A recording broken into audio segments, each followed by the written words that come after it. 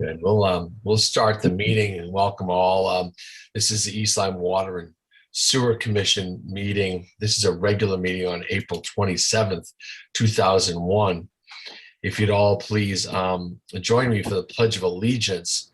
I pledge allegiance to the flag of the United States of America and to the republic for which it stands, one nation under God, indivisible, with liberty and justice for all. Thank you very much. We're looking for the approval of the minutes, the public hearing meeting minutes for supplemental assessment for the orchards. Move approval. Second, Steve. Zeller says motion and Steve says second. Any further comment or corrections? All in favor say aye. Aye. Aye. Any opposed? Any abstain? Terrific. The second public hearing was meeting minutes for the supplemental sewer assessment for GDEL residential. That's So the moved. Gateway. Steve, so moved. Second. All right. I think I got Zeller on a second. So Steve and Dave Zeller. Any further comment or correction? All in favor say aye. Aye. Any opposed? Any abstain?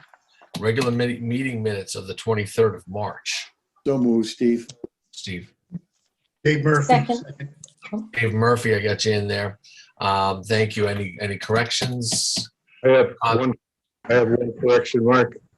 I was not at the February 23rd meeting, so I abstained, or I thought I did.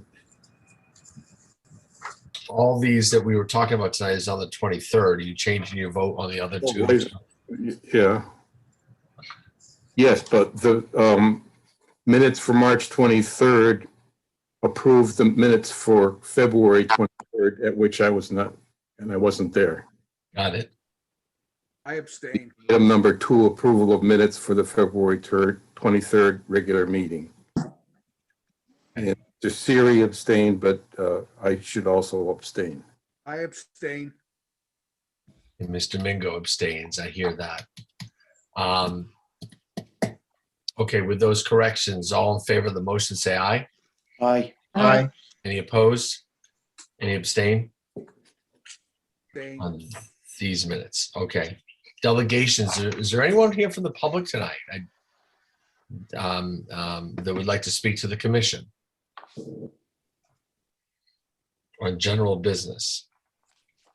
Hearing, seeing none, we'll move on to billing adjustments and disputes. That's attachment A in your folders. What's your pleasure?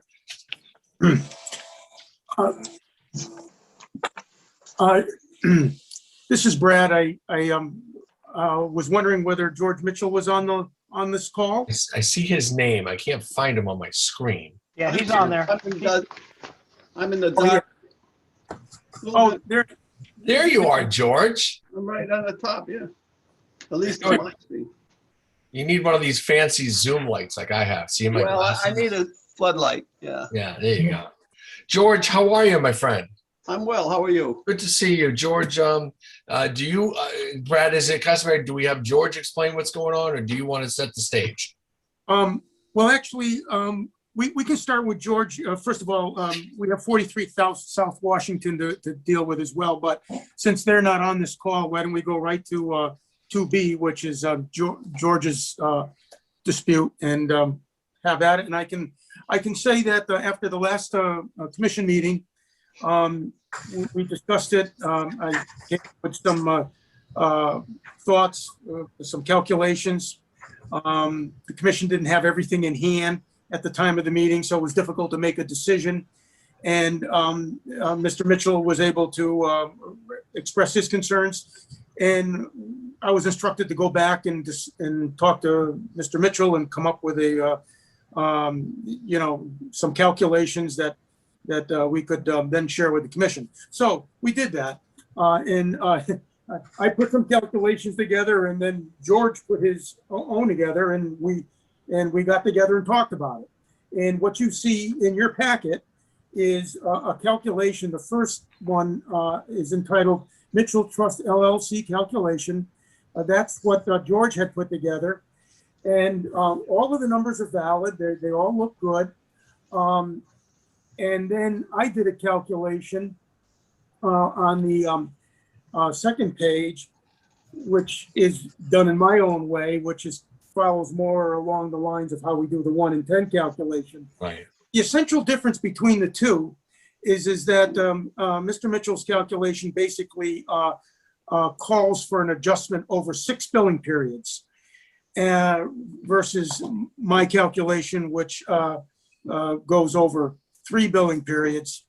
And George also came up with the historical average based on, I don't know how many years, maybe 10, 15 years of historical. And mine was based on 3 years of historical or 6 years of historical usage.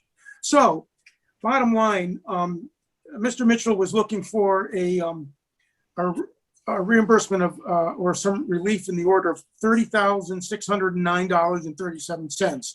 And the numbers all appear to work out. If you were looking at this and taking a historical average of 848 gallons per day, based on his calculation, and you then adjusted for what the sewer would have been over those 6 billing periods, that's the number you come up with, the 30,609. On the second page, I did a calculation over 3 billing periods, and I actually show 2 calculations there. Mine for the relief on sewer portion only for the last 3 years would have been, or 3 billing periods would have been $23,732. So we're somewhere, on a little bit on opposite ends of the spectrum. But before you perhaps jump in, let me just express one other thing. You go to the third page. I tried to put together a rationale why I approached it the way I did. And that third page shows usage going back to 2014. I took the 3 highest billing periods. The most recent 3 high billing periods were the gallons per day range from 5,300 gallons to 6,800 gallons. Okay. There were 3 years prior to that, which George included in his calculation, that I did not include because it looked sort of a transitional period. Perhaps the leak, perhaps it was related to the leak, perhaps not. But I can see why George would want to have put that in his calculation. And then the 6 readings prior to that is what I use for the 6 for the historical average, because they all seem to fall in, general same numbers, basically. I come up with 669 gallons per day for historical average. George actually came up with a higher gallon per day average. So this is the data. George, you want to add anything? Well, the only difference is what you stated is that you went back 3 periods, I went back 6 periods when the leak became apparent. Now, I don't know, all the members weren't here at the last meeting a month ago, and I explained that the tenants were responsible for the water, but the water department didn't want to talk to them. So I'm really here, and it's I'm not representing them. I'm representing the property owner, which is the Mitchell Trust. But we went back 6 periods because that's when it became apparent by the billing, and we never received any billing, and that's was my contention, and that's why I thought we should go back to where you see the break in the gallonage per day, and I figured it at 850 gallons. Brad figured it at 650, which would have given us a bigger break. But he only went back 3 periods. I went back 6 periods. And the reason I went back 6 periods is because we never received the bill during that whole period. And we had no way of knowing there was a leak. The tenants knew there was something wrong, but they couldn't approach when they finally realized that they couldn't approach the commission because the water department, because of the pandemic, they were told they couldn't come in.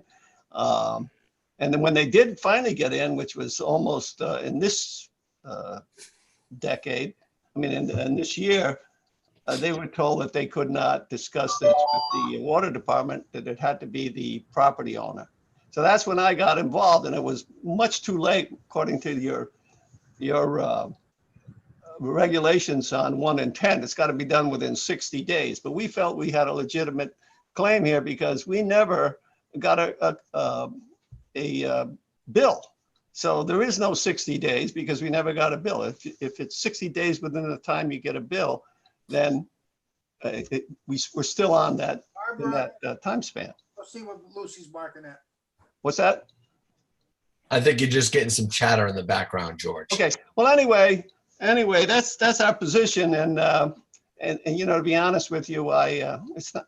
I'm going to get this from the tenant. They're responsible. Yeah. They asked me to do it, and I'm doing it for them. And I think what's fair is to go back when the lease became apparent.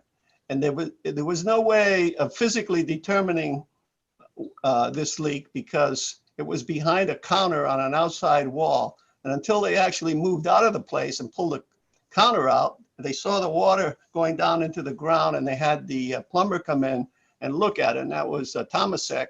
And he took a video of it with the water running, and Brad has that. And it was very obvious that this was a leak that could not be detected except through the billing, through the bills. Right. That's it. And that's, you know, that's all I'm going to say. Like I said, I'm going to get this money back from, I intend to pay it the minute you people decide what the bill really is and remove all the penalties and interest and all that stuff. And I will pay it, and then I'll get it from them. So whatever you decide is okay with me. But I think going back to the point where, or the period where the leak became apparent, that's what I think is fair to them. That's all. Thanks, George. There's some precedent that I think we should discuss about what we've done in the past for others, whether we discover the leak goes back 6 months or 3, or the 1 in 10 procedure, just keeping it to the 1 in 10. The issue is we go through a significant expense producing this water. So to write it all off isn't fair to anybody, but we got to figure out a balance. And obviously you have an issue, and you may want to consider this, George, and any tenant of any landlord out there listening, that when your tenant's paying your utility bill and they're not paying attention to it, and very often, especially a big franchise might not be, and they've skipped town, you're stuck with the bill. And of course, in this case, you're going to go and be able to collect from them. But I'm in a similar relationship as a tenant to the building I rent in Waterford, and my landlord, if I just keep silent on it or don't pay the bill and the water gets shut off and I skip town, Mr. Iliano will be stuck with the bill. There's something, maybe we can, I don't know if we send out duplicate bills like insurance companies send a notice to the lien holder and to the insured. I wonder if do we send a notice that's not a bill but a notification, and if not, we should consider that in situations like this when someone requests it. Just a thought. Well, first of all, we're not asking for a break on the water that you produce and costs the town money. We're not asking for that. We're only asking for a break on the water that never went into your sewer. That's what we're asking. So you're looking for a sewer. Okay, Sewer thank you for adjustment correcting only. me. Yeah, so don't confuse the two with the fact that Thank you. it's costing you money to produce the water. A very good We're not point, asking- George. Thank you. I Now I need to hear that. So is that where we're at, Brad? This is just a sewer relief is what we're looking for here? I think that's really the best way to approach it. Keep the water out of it, and it appears pretty clear here that did not discharge into the sewer. So I'd feel very comfortable making a break that's premised on that fact. Other commissioners, any feedback on this? Hey, Brad, I have a question. Sure. Do you concur that it's more appropriate to go back the 6 billing periods? Well, that's why I had to put that history together to kind of find the break point. And if you see on that 3rd page, it does appear that something is starting to happen in that 9/6/2017 reading.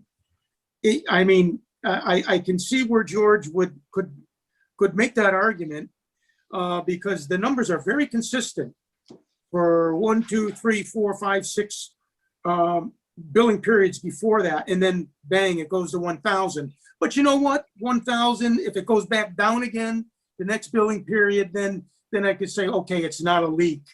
It'd be easier to write it off as not being a leak. But what happens is it continues to increase. And typically that seems to be somewhat of a general pattern with some of these leaks. They only get worse as the leak continues. It erodes the pipe some more. The leak just gets worse and worse. And that does appear to be the pattern there.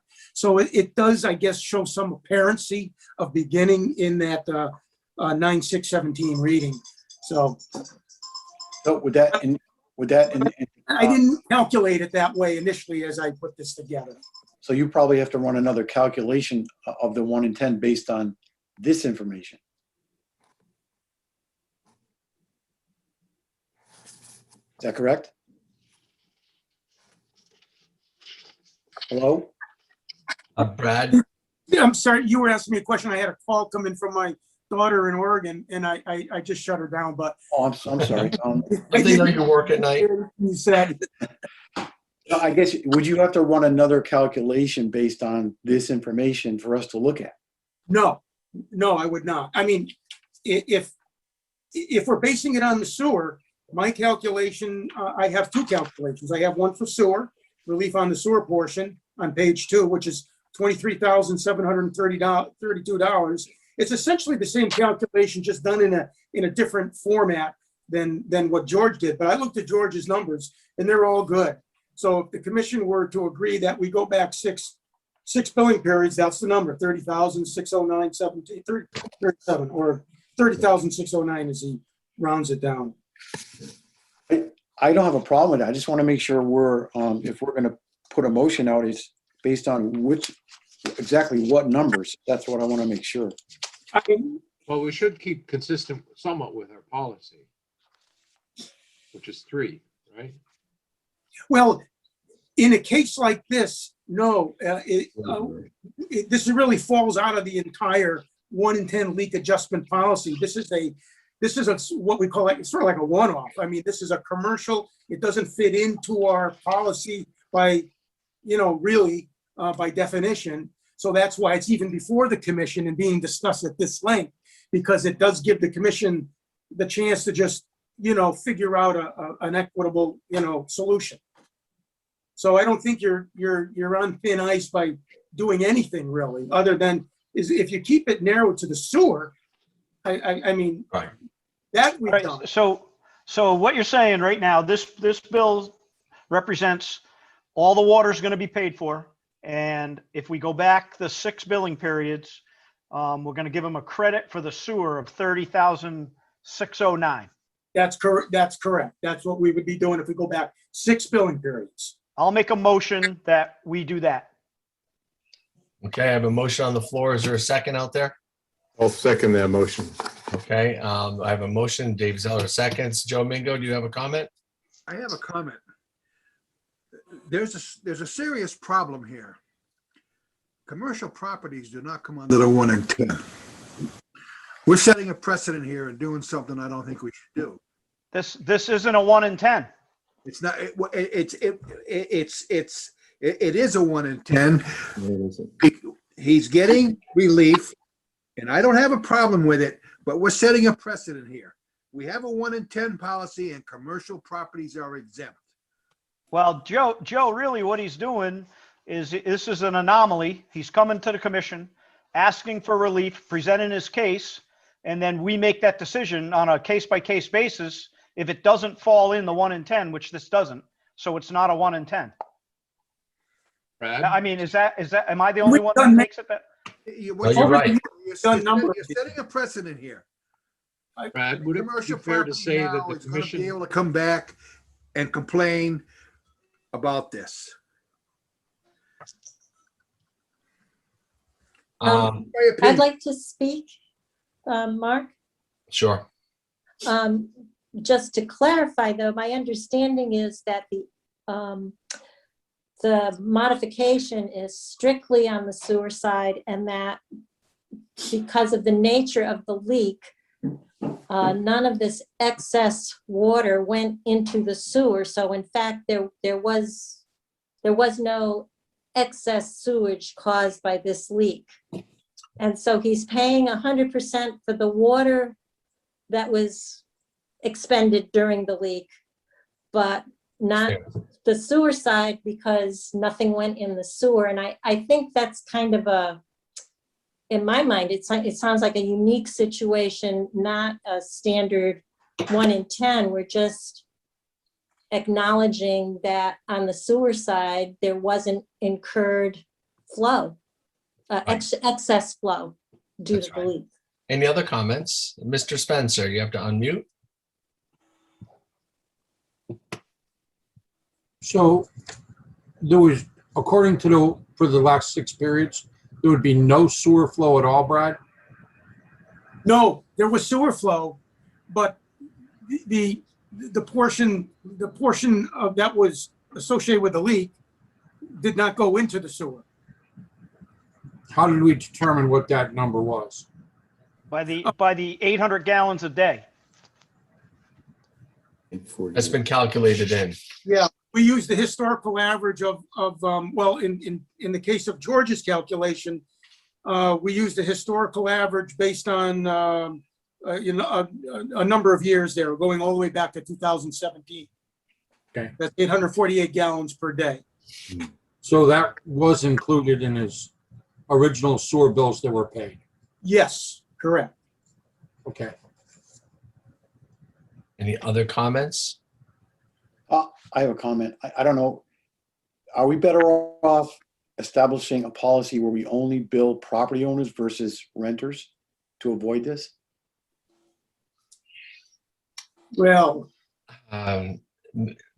We could bring it up in discussion or policy in the future. Probably shouldn't talk about it tonight, but it might be something we discuss. Yeah, I just didn't want to leave that open-ended. Can I interrupt here? I don't know. Everyone's trying to interrupt. George, go ahead. In the respect of the property owner is responsible, and we don't dispute that. But in view of the fact that we're responsible, I think we should get a copy of the bill or the bill itself. And I don't mind, I get, in fact, I just got them. I got a stack of bills. And what I do is I go through them and I look at the water flow and I pass them out if it's okay, I pass them out to the tenants and they pay them. They're responsible. If I don't get a bill, I don't see how I can be responsible. So my thought is, and you can do whatever you want, but I would suggest that you make sure that all the bills go to the property owners. Yeah. And then the property owner can do whatever he wants with them. He can pay them or give them to the tenant. And that's what I do with 90% of them, except this particular one went to the tenant. And I have one other one that goes to the tenant, and that's the Dairy Queen. Now, they don't have a sewer there. We'd like to put a sewer there maybe someday, but the Dairy Queen doesn't get a sewer, and that bill goes directly to them and they pay it. And I don't know what it is, and I have never looked at it. I would like to have that come to me too. So we have 2 bills that I'm responsible, that the Mitchell Trust is responsible for, but we never see them. So I would say that you should follow your own policy, which is to send the bill to the property owner, not to the tenant. We'll look That into solves the problem that Sherry D or whoever it is over there. I can't tell. Sherry D. Yeah, That's Steve. it's talking about. Send it Okay, thanks, send it to George. the property owner. Yes. Go ahead, Joe. That absolutely makes sense. And Mr. Mitchell, there is something here that's going to change when we get the new meters in. We'll be able to pick up these leaks. Right. So that's going to change. And I totally agree with you that the bill should go to the property owner, not to the tenant. Right. Any other comments? I have a motion on the table. Any other comments? I'll call the vote. All in favor, say aye. Aye. Are there any opposed? Are there any abstentions? Karen, that carries unanimously. Thank you, Mr. Mitchell, for your time tonight. Thank you. Appreciate it. Looks like you're pretty handy with a calculator still, George. Well, that was my, that's what I studied in school. Yeah, you're still pretty good at that stuff. Good for you. Thank you for taking the time and being finding the middle ground with us. Much appreciated. Thank you. And I'm sure the tenants who are still in business in town, they got the Dunkin' Donuts on Flanders Road and the one Right. out at Henny Penny. They'll be grateful to you also. Thank you for them. Great, thank you. Thank you. Is there another billing adjustment, Brad or Ben, Yes, that we're going to go through there tonight? is. Yeah. At the last meeting, we had the owners of 43 South Washington Avenue on the Zoom call at this meeting. And we went through it. I don't know how much the commission remembers, but there was a significant jump in usage. Their average usage was 11 gallons per day. And for this particular billing period, that now goes back some period of time, it goes back to May 20 billing period, it was 454 gallons per day. And we did all the investigation. We couldn't find anything. We couldn't find a leak. We tested the meter, the last meeting, we put all that together, showed everyone. And the way it was left was that the commission did ask me to go back and at least do a 1 in 10 calculation so that you could look at it and see what kind of, what kind of numbers we're looking at here. So that's what I have. That's what you have in your packet. I did a straight 1 in 10 calculation. I basically put in the explanation box on the form, unable to confirm source of leak. And I just left it at that. And I ran the calculation.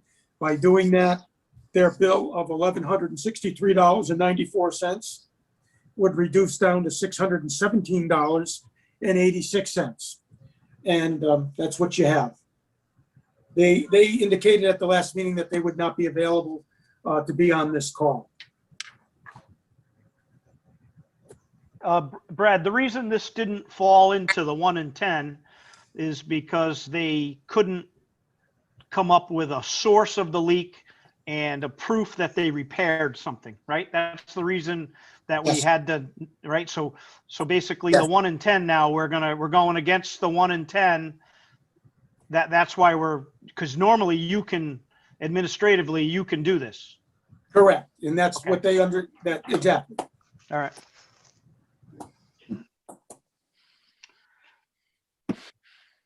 I have a, Comments? Motion? I have a comment. Yeah, Go ahead. pick right up. I think as long as they realize that this is their bite of the apple in terms of the 1 in 10, and that if something else happened down the road where there was a leak situation that was more typical to the 1 in 10 because we knew the reason and the plumber came and fixed the problem and so on, that they wouldn't be eligible for another 1 in 10 until a 10-year period elapsed from this one. Yeah. And as long as it's clear to them that they understand that in the letter, I would have no problem supporting a 1 in 10 at this time. We could certainly make that clear. The way we do it now is we give them a copy of the policy. So when they submit the application, they have to sign that they understand that, but we could reinforce that in a letter Maybe as well. to formalize it in some way. Yep. Yep. This is for a bill dating back to 2020, correct? Correct. What do the bills look like for subsequent to that? Was this an anomaly that's gone away? Yeah. Well, yeah. What I didn't show you, and maybe you saw it, it was on the last paperwork or last meeting. I also provided readings after that, and everything normalized. Yeah. And two, didn't he say he installed a valve so he can shut the whole house off when they're not there now? Yeah. Yeah. Mhm. Okay. I'll make the motion that we approve the 1 in 10 adjustment for 43 South Washington as produced by staff by Brad. I'll second that. Wonderful. I have a motion that's been seconded. Any further comment? Questions? Just a question. Does the motion need to be expanded in terms of the discussion I had with Brad about the making it clear to that this is? That's standard practice. It's standard practice, Carol. It Okay, doesn't, the motion certainly wouldn't have to say that. Okay. That's how we do business. okay, no problem. My opinion. And Joe, comment? Just for what it's worth, the fact that he installed a valve and shut the water off proves that he had a leak. The question is what was leaking? So there's a leak in this house. Yeah. Any other comments? I'll call the vote. All in favor, say aye. Aye. Aye. Any opposed? Any abstain? It's a motion that carries unanimously. Much appreciated, folks. Next is the attachment B, approval of the bills, our favorite part of the meeting. Yeah, I'll move approval of Bill 1A and B for 1A and 6, tie and bond for 1808 08721, and RH White for 224 71563. As I'll presented. second that. And we have a second. Was that you, Dave Zeller? Yes. Second, I would make sure, okay. And it's been provided in your packets. You can see them, look them over. Are there any questions or concerns? All in favor, say aye. Aye. Aye. Any opposed? Are there any abstentions? I have to abstain. Thank you, Dave Bond. That's why I was crystal clear about asking that question. I thought that would be coming up. So Dave Bond abstains. Everybody else is a yay. Is there another bill to approve? Yep, move approval of Bill 2A for EJ Prescott for 5,500. Second that. $500 bill, 2A on your cheat sheet. Any comments? All in favor, say aye. Aye. Aye. Any opposed? Any abstain? You know, it's just the ayes have it as with a unanimous vote. I was just reflecting on my first meeting with water and sewer. I think I had to fill in for Paul Formica, and I was so nervous. I didn't know how it all went, and I think only now I'm getting a rhythm. Only now am I starting to figure this out, and I only have about 5 or 6 meetings left before they send me to retirement. Financial director's report. Oh, good evening. Your reports were emailed to you late yesterday afternoon. And so at the end of March, our water operations has a healthy cash balance at $1.4 million, which is up from last year. And during the month, there were no extraordinary bills that were paid. On the sewer side, the cash balance is low at the end of March, and I believe it has to do with timing of paying water treatment bills. I think we paid them earlier this year than we did last year. And you can see included in the notes is that we paid the City of New London close to $334,000. We also paid the monthly workers' comp premium for $15,635, as well as utilities. The cash balance in sewer assessment fund is at $2.5 million at the end of March, and that is up about $400,000 from the same period last year. We took in a little over $10,000 in assessment payments, and there were no cash outlays in the month of March. And then just a comment, generally speaking, some of the other miscellaneous revenues that we take in on the water side are, all slightly up this year at the same time than they were last year. And that's all I have, if anyone has questions. Questions for Mrs. Johnson? A very able finance director. She's been doing double duty. It's budget season, and every night she and I are in meetings with Board of Finance or Board of Selectmen and all that. So tomorrow's a night off, Anna. Good stuff. Finally. Okay. Thank you, Anna. Thank you for all the work you do.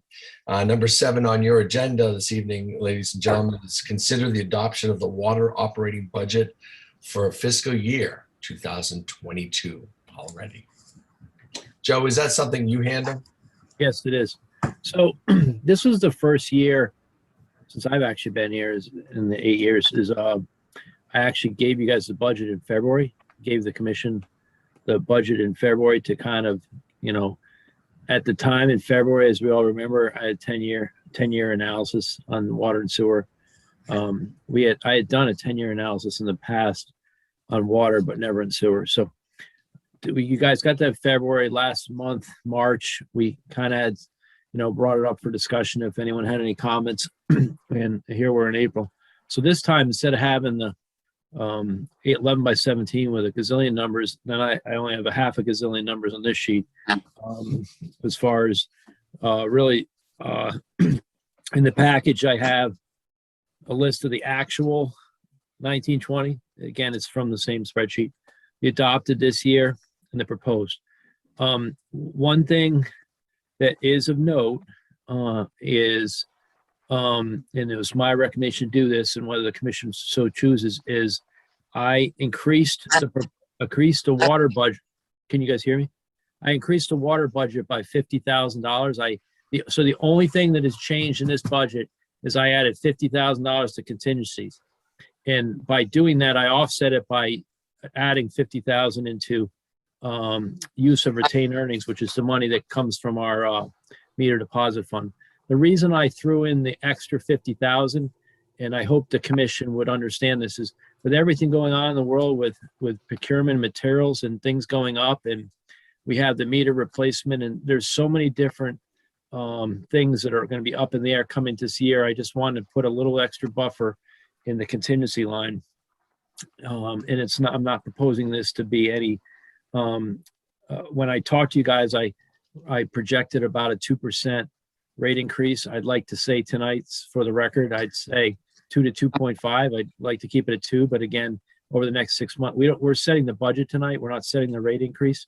I'd like to say that we try to keep to the 2, but with everything going on with the cost of prices and the cost of with everything, with Brad retiring in 2 months, with trying to bring in people, I think, we have to have a little bit of buffer on this utility to be able to operate instead of being always using duct tape and super glue and telling the guys they can't spend money. So $50,000, in my opinion, is not a lot of money, but it's smart to have a contingency of 100,000 instead of 50,000. So that's where we're at. The revenue side, again, is exactly the same as the numbers you've seen, except I added I put in a line for $50,000 for use of retained earnings. So the revenues match the expenditures as they should. If there's any questions. I have Carol? something. On the water side and the operating budget, and this has to do to the payments to the SAF, the Sewer Assessment Fund, to repay the loan.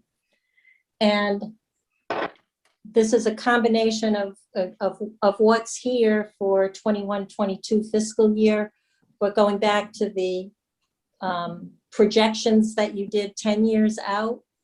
And one of the things that the plan to repay the loan is to repay the loan in full by fiscal year 30. And what happens in fiscal years 29 and 30 under the current 10-year projection is that there would be these two huge balloon payments, one of 100,000 in fiscal year 29 to pay back to the SAF, and another for roughly, I think, 117,000 and something to finish it off. And my concern is that, do we have an opportunity, I guess my question, do we have an opportunity today to maybe do something a little different to avoid facing huge balloon payments back, in fiscal year 29 and 30, which could be extremely difficult to come up with. I mean, that's a lot of money.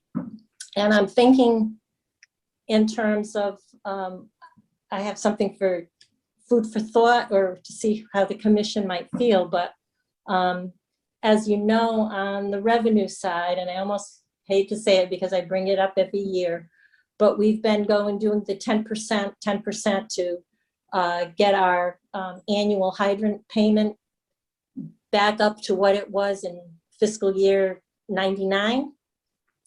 And we're very close to that. If you look on the revenue side on water, what's projected for the town's annual payment for the hydrant fees is to have it go to 52,149 in the 22 fiscal year. And what it had been back in fiscal year 99 was 74,708. That's the magic number that would get us back to where we were back in fiscal year 99. And that's an additional, I'm wondering if because now we have additional monies coming to the town because of the COVID-19 relief money that's come to the town. And I'm wondering if this would be a time where perhaps the town could make us whole to the 1999 level, and that additional money, if that could be put towards paying down the SAF. And by having that additional money earmarked to go into the SAF, that would help avert huge balloon payments in fiscal year 29. Thanks, Carol. Joe, what is your comments on the 2 balloon payments at the end? Is that something that normally when we get there, we would spread them out further or finance them or something? Just one comment is that the 10-year plan is a 10-year plan. If there's ever years where we do better, that we can actually pay down more, we do. Right. So the reason I had the balloon payments is that's when a lot of this debt, don't forget, we just are spending $5.1 million on well 1A and 6 and $2.3 million on the meter replacement. And granted, that's all going to be kicking in just now. So our debt exposure starts sloping down in out years. We certainly can pay it on a regular, like take the amount we owe and divide it up by 10 years, but you're going to have a 5% rate increase, Carol.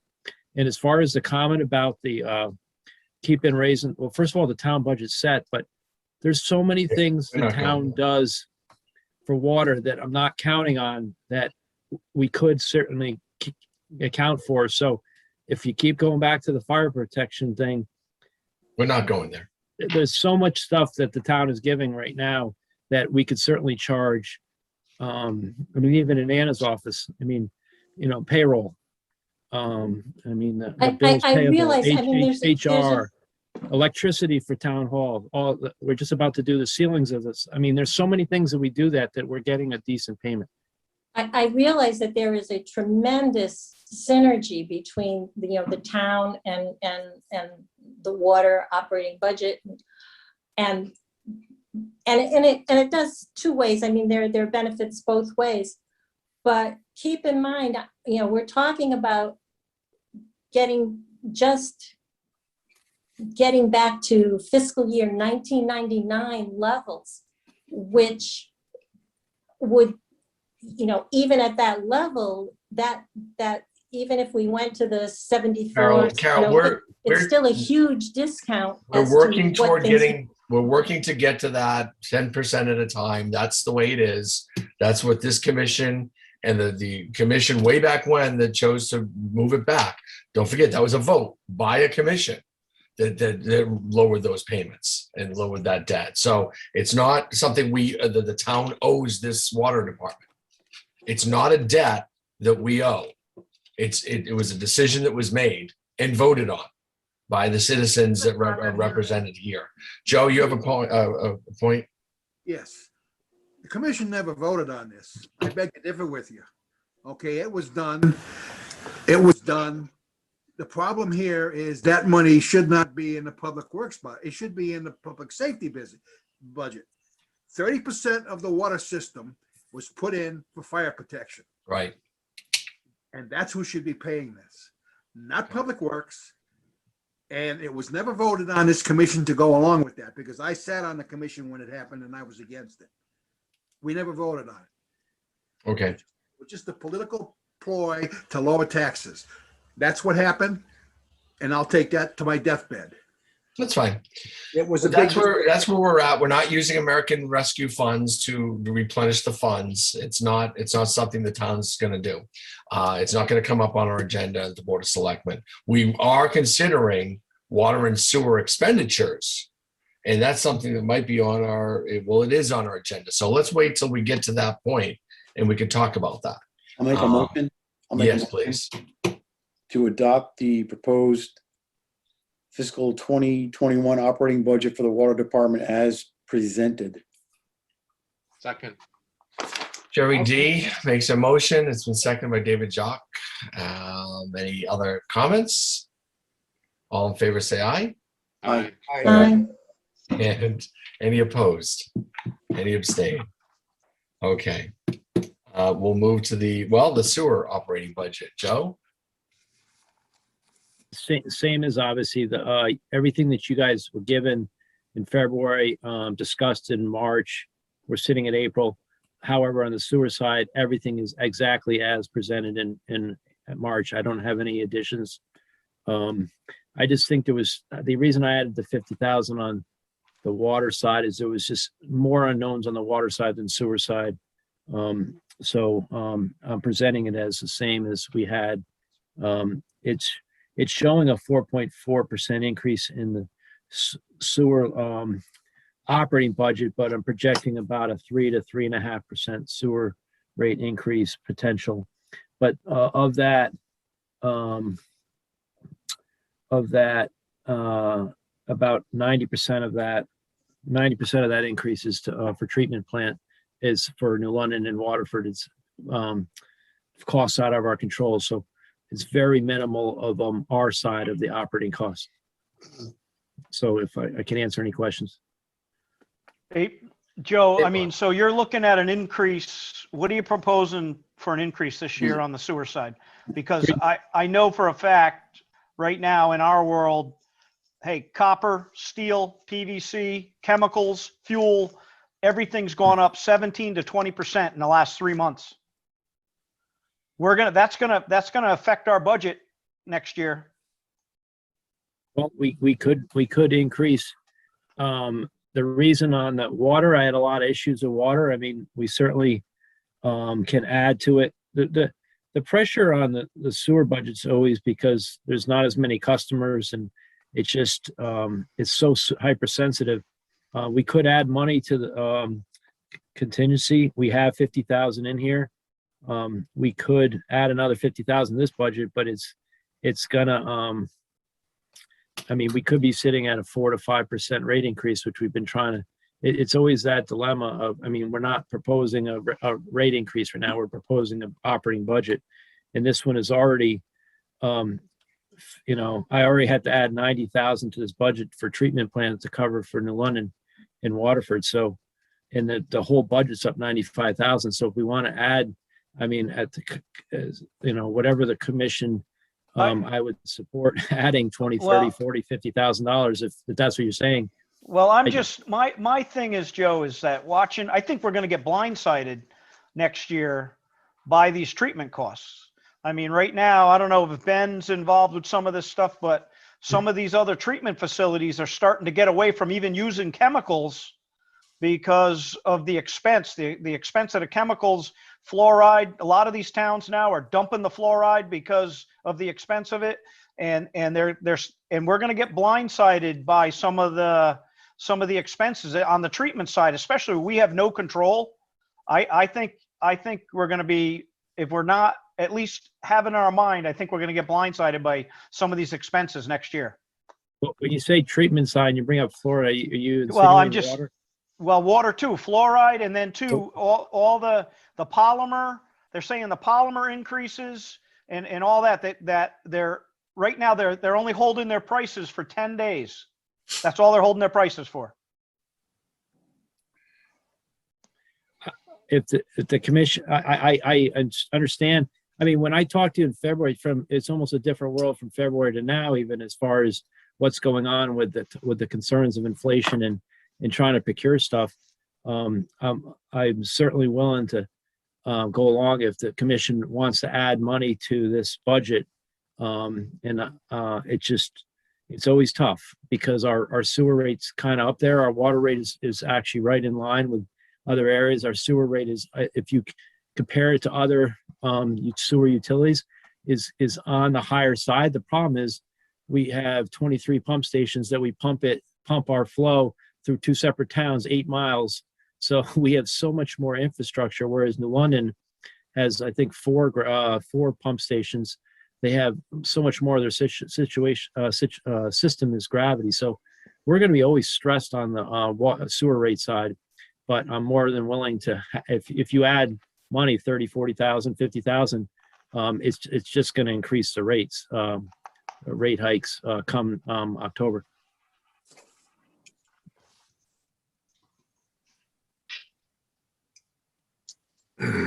Any other thoughts? Well, I Joe, guess I'll start. Joe, I'll start with a mo- you're comfortable with this budget as you proposed it, and it's basically stayed the same. You're comfortable with it, but you do realize that there is the potential for problems. But Well, the potential is the inflationary cost of procuring materials is definitely kicked in the last 2 months. So that being said,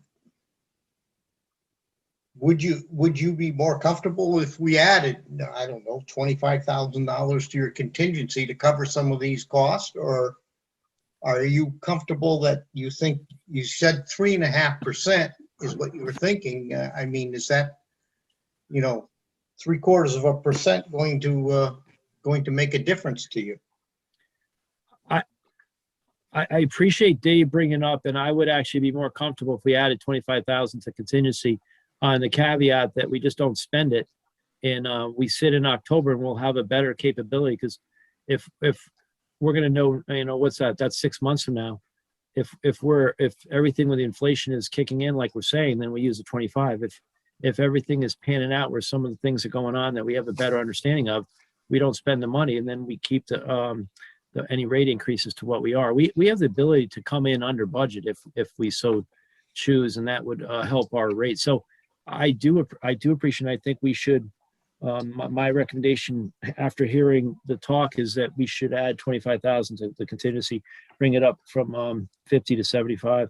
Okay. If the commission were to, so it's as presented plus 25 additional in contingency, we'd be a little better position. I mean, we could always dip into sewer assessment if there's capital items, but it would give our operations a little bit more of a flexibility to do what they got to do. Okay, I'm going to make a motion that we approve the sewer department operating budget for 2021, 2022, with the addition of an additional $25,000 in the contingency line to bring that to 75,000. Second, Steve. Steve seconds that. Comments? Joe? Can we stockpile some of these chemicals? Good question. We can only take as much as our tanks on site. In the sewer side, we're really talking bioxide. Unless Ben, can you think of anything else? It means it's bioxide mainly. Yeah, it's bioxide mainly on the sewer side, and we just don't really have the ability to store bulk chemical like that. It's a good idea though, but when COVID first hit, we did buy a bunch of sodium hypochlorite bleach barrels that we stored at the We pre-purchased. water plant, but we get bioxide in bulk, so it'd be kind of difficult to do that. two things on chemicals, Joe. One on just quickly on the water side is Ben went out and rebid all the things, and we probably saved 40-50,000 on the water side, and it does help on the sewer side with the hypo. And on the sewer side, we have all the Virtudose systems, so we put in just enough. So we've done everything we can to optimize and make efficient use of chemicals, and we try to price out the problem of bioxide. It's kind of a proprietary product, so we don't really have a lot. We can't go to 5 different vendors on that, but we're doing the best we can of getting the best possible bang for the buck for the ratepayers. Great. Question, Good Joe? question, Joe. Yes, Carol. Joe? In terms of making bulk purchases like that, is there anything we can do by joining with other communities so that it's not just us, but other communities also buying the same product? And could that get everybody a discount? And can something like that be done with? I mean, we can potentially reach out to Evoqua. The problem again is whether it's a proprietary product, they really could care less who's pooling with who. They're the only business in town that sells it.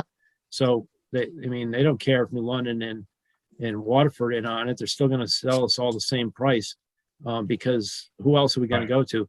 Better prices is basically having other people to bid the numbers, and there's no one else to get it from. Multiple vendors. Sure. Roger, you have your hand up? Can we pre-purchase any of those chemicals and have the vendor hold them?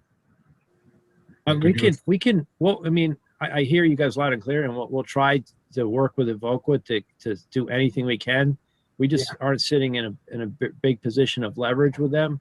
So we just get what it comes down to, because bioxide is about and is minimizing the hydrogen sulfide levels, and we put in the bare minimum to send it downstream, that we don't get in trouble with Waterford and everything like that. So, but we haven't come up with another way to. So we'll talk to them, Roger. But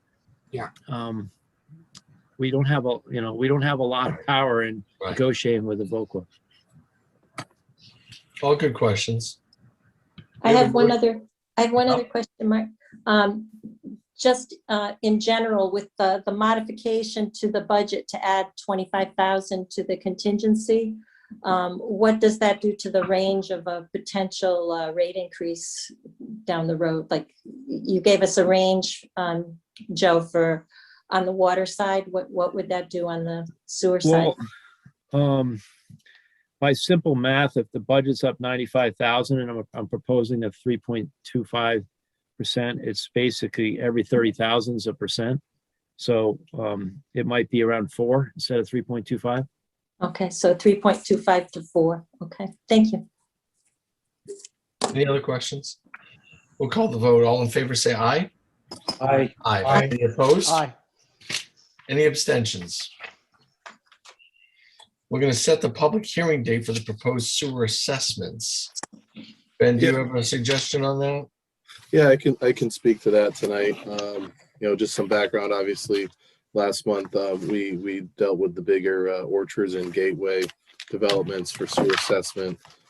So item 9 has looks like about 10 individual homes that were built during the course of the year. Most of these have the baseline sewer assessment of 7838.89, and we just have one on Smith Ave in that Pine Grove area too. So we're looking to have a motion for sewer assessments on the next month's meeting. I think that's May 25th. So moved, Steve. Second. Motion made and seconded. Any further comments? All in favor, say aye. Aye. Aye. Aye. Any opposed? Any abstain? Terrific. Next on our agenda, we can kind of keep on moving here, is the American Rescue Funding.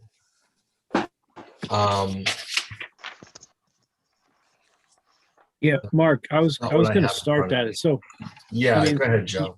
you can probably fill in the blanks, and I'll definitely then let Ben and Brad chime in. But it's come to our attention, obviously, that there's money coming into the town, and that that the utilities, water and sewer, might get a portion of it. So whatever that amount is determined, which I'm assuming that will ultimately be with the Board of Selectmen, how much comes our way. Correct. I will tell you that we have plenty of projects to spend it on very quickly, a lot faster than time could, as far as, so with that, I kind of, bounce it off to Brad or Ben, whichever one of you guys want to jump in about, I know the well 5, if you could just talk a little about how you could utilize that. Yeah. Well 5. Well, let me first sort of try to understand. I administratively, it's still not clear to Ben and I how these funds will be allocated, what kinds of constraints will be placed on it, what kind of eligibility requirements we need to put together. So that will tend to formulate what kind of projects we use this for. So we don't have a lot of information at this point how we can use the money. I know if it's a DWSRF project, you have to really define the eligibility, and it has to be a project to support drinking water. But if this is wide open, It's not.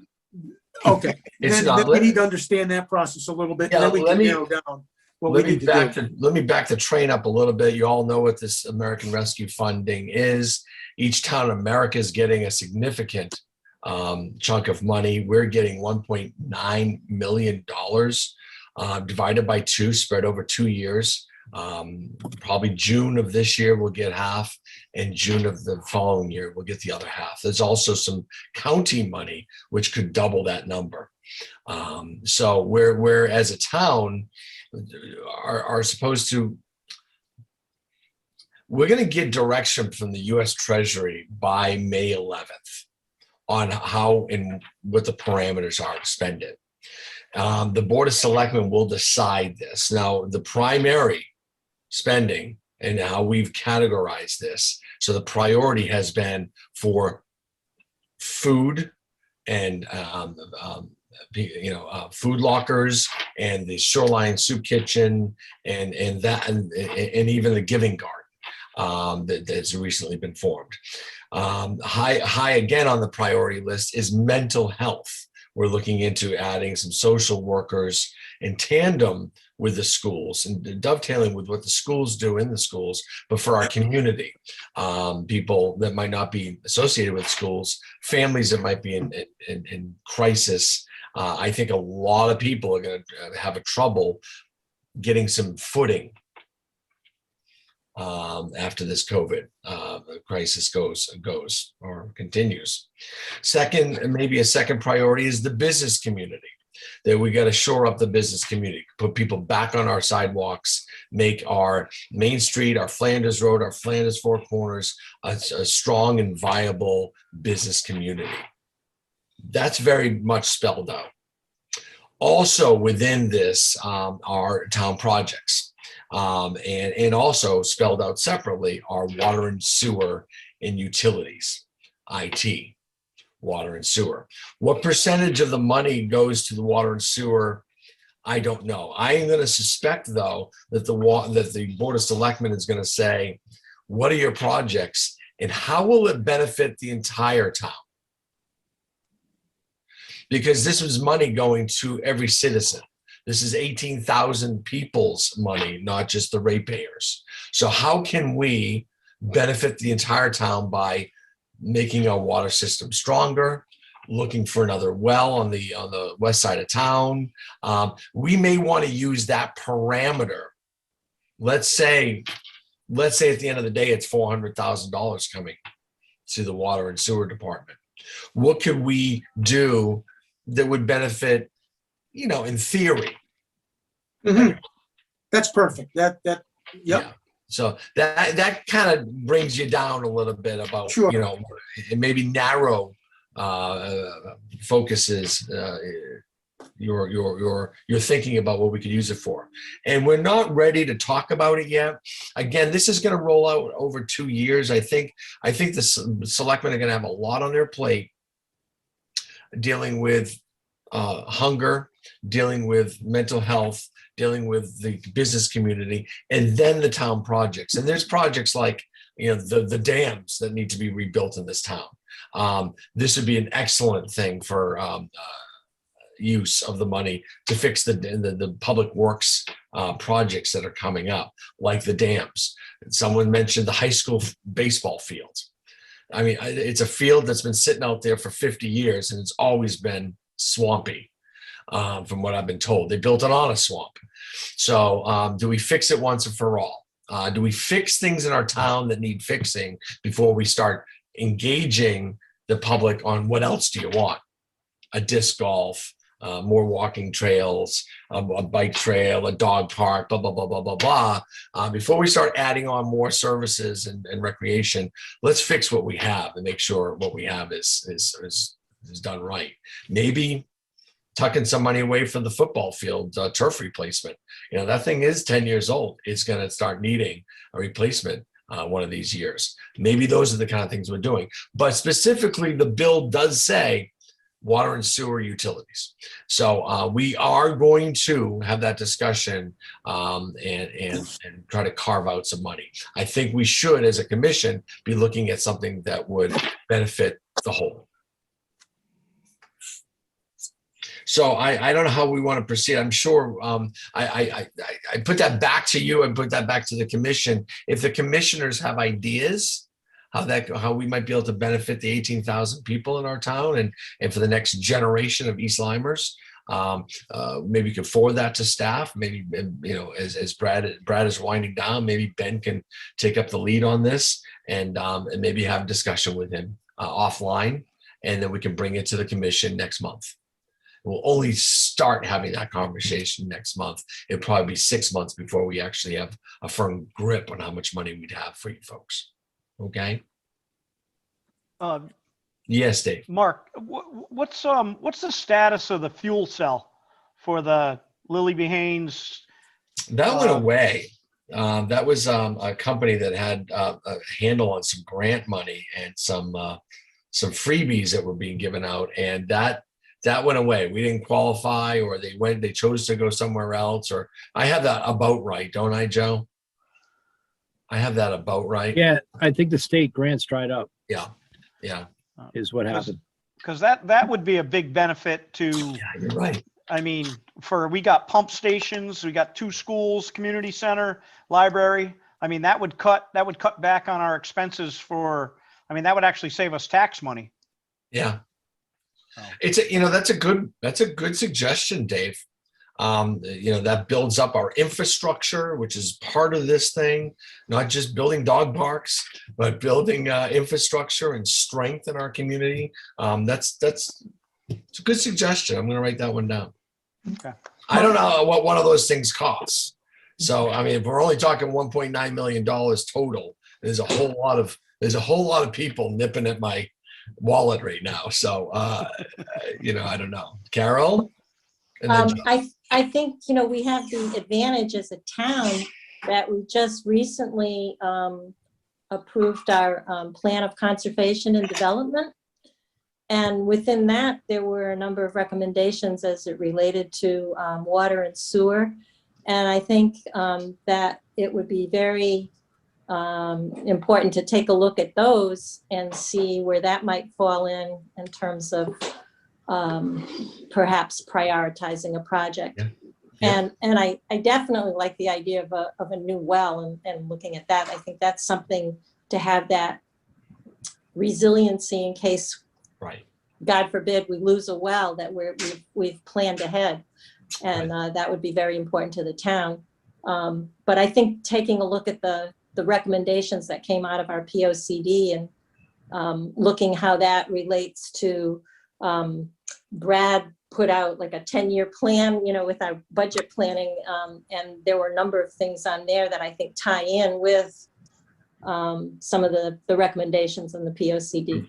Just a thought. We will continue to look at that. Joe? Was one comment that you can't use that money to reduce taxes. That's correct.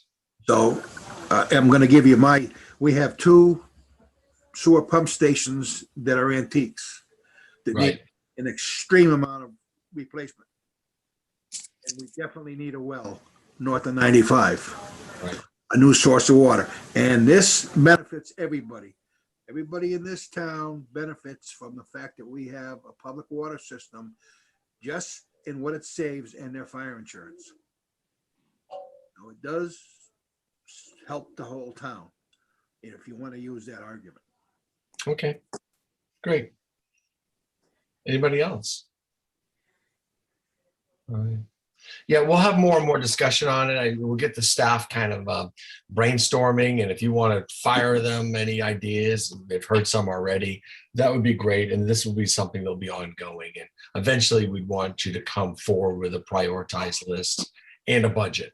By the way, all the monies have to be expended, spent out the door, not just invoiced, not just promised, by December 31st, 2024. So if you're talking about a well that takes 5 years to get permitted and built, it might not meet the timeline. So we got to think about that too, right? So it's got to be quick projects, shovel-ready projects in the ground, here we go kind of thing. So I just throw that out there, and the staff and I will be working on that as I see them every day. Carol? Mark, can we add or continue this on our next meeting's agenda? Because then we will have had that May 11th clarification from Treasury, and that might be helpful. It will be a beginning, but yes, we intend to have continued discussions on this for quite a while.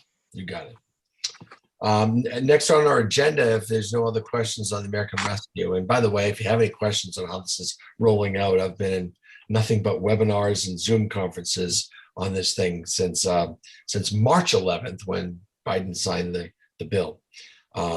Project updates. Ben, are you giving us the updates tonight, or you want to just run through the list? Yeah, I think we're kind of tag teaming it. Okay.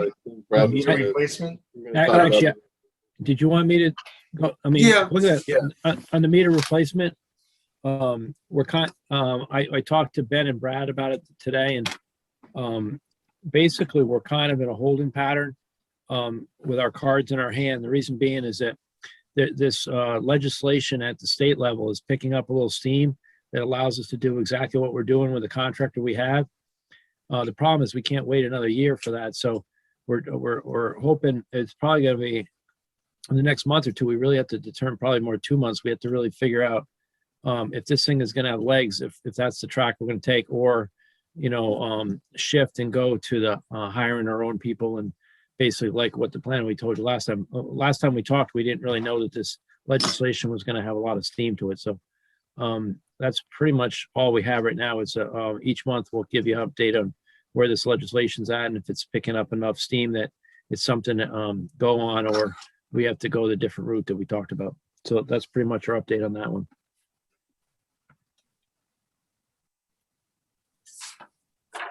Great. You want to just keep on running down the list? Well, 1A. Yeah, go ahead, Ben. And I'll- So I was going to talk a little bit about well 1A and 6.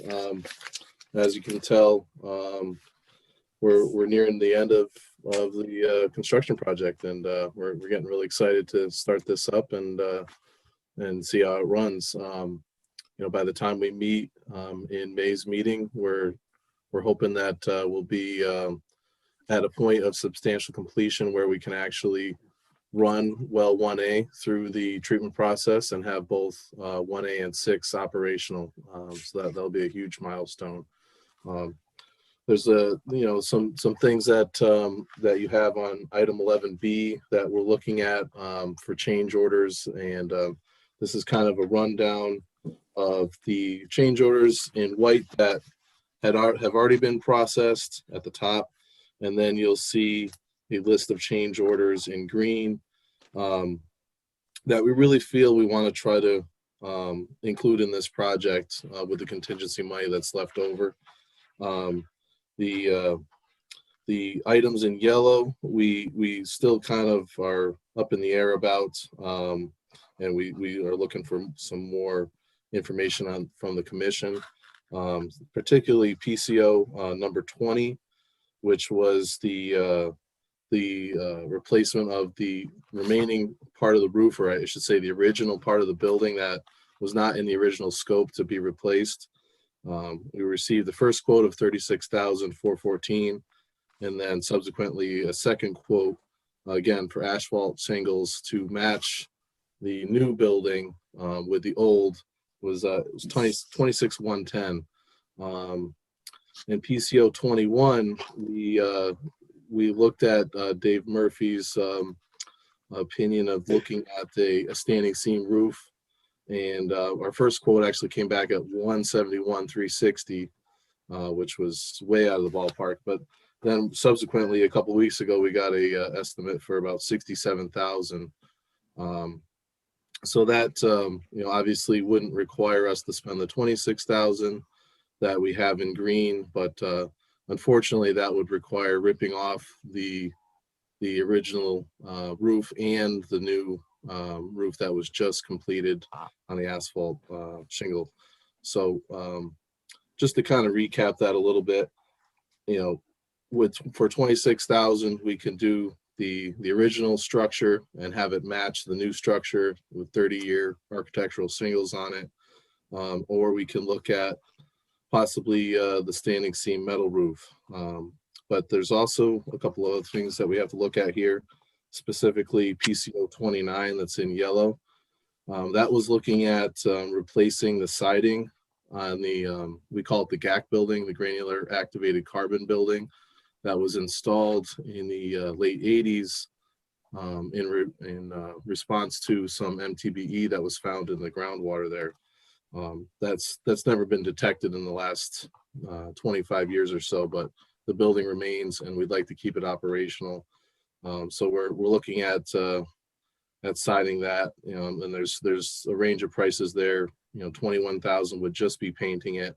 Vinyl siding was kind of the happy medium we were looking at. That was about 30,000, and then aluminum siding was about 38,600. So we have some of these costs up in the air, and we also wanted to make the commission aware that although that shows a funding balance at the bottom there of about 136,000, we've just been talking with Anna that we still have some costs associated with the builder's risk and the interest that we were carrying for this project for the short-term bond that we had, that we believe is in the neighborhood of 100,000. So we want to make sure that we have some money left over to pay for those costs as well.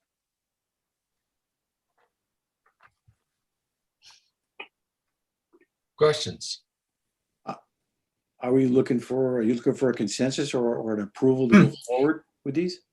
I wanted to make the commission aware of it and get your thoughts. Yeah, I mean, Well, I think we have a good plan here. I think it'd be a tough sell to do these and increase the specifically the standing seam roof. I think would be a tough sell, but if it's something the commission feels strongly about, I wanted to bring it to your attention.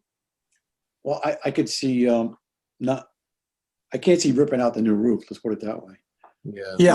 We felt the same way. Shingles, the new shingles are probably a good idea, and I like the idea of the vinyl siding.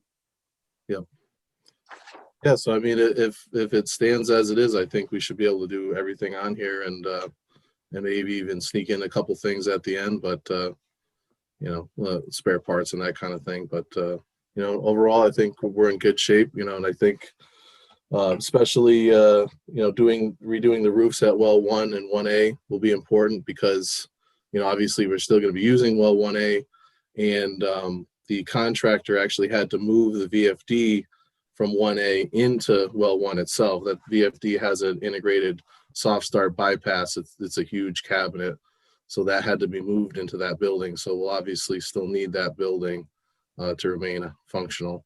And it actually has the added benefit of taking the VFD out of the high heat area that was generated by the motor for well 1A.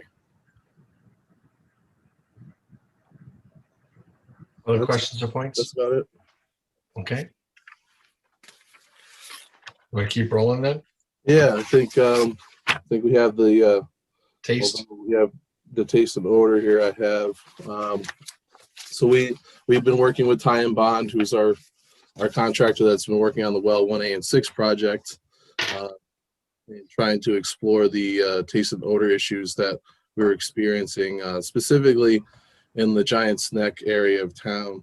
That we've been working with them. They developed a water aging model and a water influence model based on the hydraulic conditions of our system.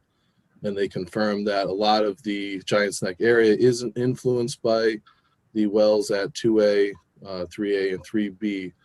So we're focusing on those wells. I believe Brad was out with Time Bond last Friday. Brad, you were saying? Yes.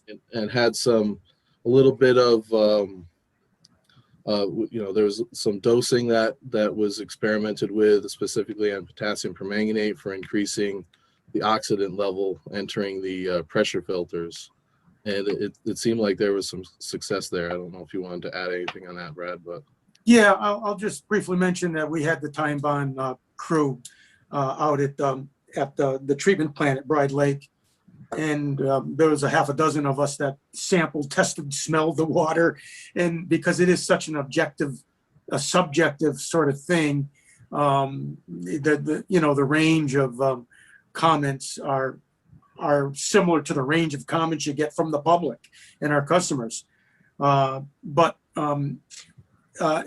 we did notice that there was a suggestion that we increase the dosing of the potassium permanganate, which is an oxidant used to pre-treat the water coming into the filters to help remove iron manganese. So they suggested we increase the dosing on that. We did that. A week later, the chief operator said, Brad, you got to come out, take a look at this. I think we got some improvement. And my nose is very sensitive. My taste is very sensitive to this. And I did see a marked improvement. And I was very encouraged by it. And we'll now have to see how it plays out in the system and give it a little bit of time. But I think we're kind of on the right track that this is probably something that's going to, be addressed with a treatment alteration. Perhaps the way we have it is going to be good enough. Me drinking the water there, I wouldn't complain about it, but there are people that still have their own thoughts and opinions on it. So I think we're good, but we'll continue to complete the study. They do want to recommend some additional testing, which I think we should do. And one thing they had also mentioned, perhaps a recommendation in the report, we'll see, is the use of peroxide, Ben, hydrogen peroxide? Yeah, hydrogen peroxide, yep.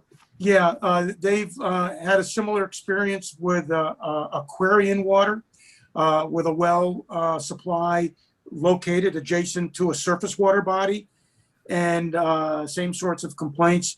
What they did for relatively minimal cost was basically set up a chemical injection system that consisted of hydrogen peroxide, and that's sort of an oxidant used on the effluent side of the treatment train. And maybe in combination with the increased dosing of the permanganate, we really get it down to a good level. So I'm hoping we're on the right track. We'll have a formal report from Time Bond in the weeks to come. Okay. Brybrook Pump Station relocation. Let me just jump in on this one, and then I'll have Ben finish up. At the last meeting, Mr. Murphy asked if we could, get together with Deep and find out what's going on with that project. And I did reach out to Carlos Esgueras, who's our DEEP contact on this project. And the people that were involved with parks associated with Deep are no longer there. They've retired. So there's another set of people that need to be up to speed on this. Carlos asked that I set up a meeting with those people. I did reach out to them. I'm waiting for a chance to have them respond back so we can get a meeting together. And perhaps a Zoom meeting would be helpful to have the chairman on that meeting, because we are talking about state property that we would like to petition to use for this. And, so we just got to get that meeting together and move this off the dime. I would suggest we bring Senator Formica there as well. Oh, very good point. He Yes. seems to have a little bit of influence up at DEEP, especially. Okay, So, well, yeah, great, so great noted. move. Yeah. And we can drag him to the meeting because this man is the busiest man on the East Coast, at least, if not the world, with what's going on in Hartford and him fighting against the tide of, I don't even go there. Yes, Sherry D. I'll never live this down. Steve. I suggest you have it right in the field at Rocky Neck. Yeah, always a good For place. them to see how Well, small of a footprint that is. That's not a bad idea, Steve. I mean, they can see what we're dealing with. Yeah, And yeah, that is a thought. It might be easier to get a Zoom meeting. Everyone's really dialed into Zoom meetings today. You know, you can like get them fired up in a minute. But yeah, a site meeting is always worth its weight in gold. That is very true, Steve. We'll see what we can do. now, Brad, are we going to go back to the possible having the pump station with an area that campers can dump? I think it's on the table. I It's mean, something right, we can offer. It's an olive branch. yeah, right now with all the campers and everybody, all these parks are going to be full right to the gills. I don't see why the state would ever not want that type of setup there. I don't understand I why agree. all right. Yeah, Yeah. that's something we pitched in the beginning. They were receptive to it, but didn't go far because of it was nixed at the sort of the federal level. So they have to communicate to make this work. Okay. Gents, why don't, Ben, maybe you can run us through the Niantic sewer force main assessment? Yeah, I was going to be pretty quick with this. We're still in the process of reviewing it, but we did just get it in, so we wanted to include it. Basically this report gets into looking at the different options that are available to us if we were to determine that the condition of the force main required some replacement. Obviously, the safest approach is to build a force main alongside the existing one in the event that something were to happen, so there was something in place of it. But we're not talking a small pocket change either to do a project like this. But the probably the most interesting attachment is attachment A, that goes into the different routes of a conceptual design alternate, or three alternates, I should say, on the path that a second force main could take. But like I said, we're still reviewing it. And we'll have more on that. Okay. All right. Any questions on any of the 5 projects listed? It's getting a little late, and I promised Anna that we'd be done at 8:30 because we've had back-to-back meetings, and I think Joe was at every single one of them. By the way, so a correspondence log. I don't know if there's anything listed in our. Yeah, we do have a correspondence log. Are there any questions? Anything that needs to be highlighted? If not, I'll move on. I'll tell you the chairman's report. First of all, since you're citizens first of the town, I'll tell you that we have changed some of the dates of our budgets. The charter spells out when we're supposed to have the town budget meeting. And we have changed that date, and we've also changed the date of the referendum. And that's by governor's executive order, our ability to do that.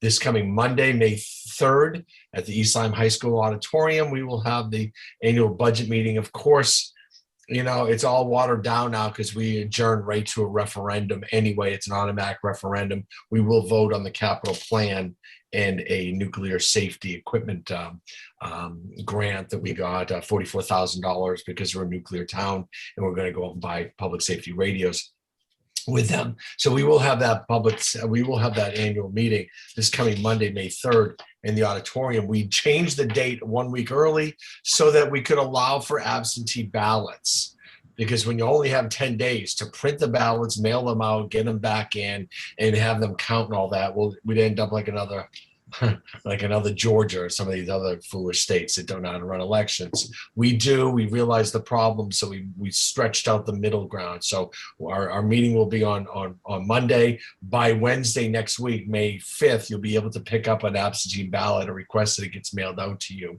We will have a drop box in front of the town hall. I say this to you because you are also centers of influence in our community, and when someone asks, you'll be able to give them the answers. Also, instead of May 20th being our referendum, which is prescribed in the charter, it'll be the 19th. That's a Wednesday from 8 a.m. to 8 p.m. Polling place is East Lyme Community Center. We ask your support for the referendum. At least come out and vote, if nothing else. Maybe I'm not supposed to ask for your support.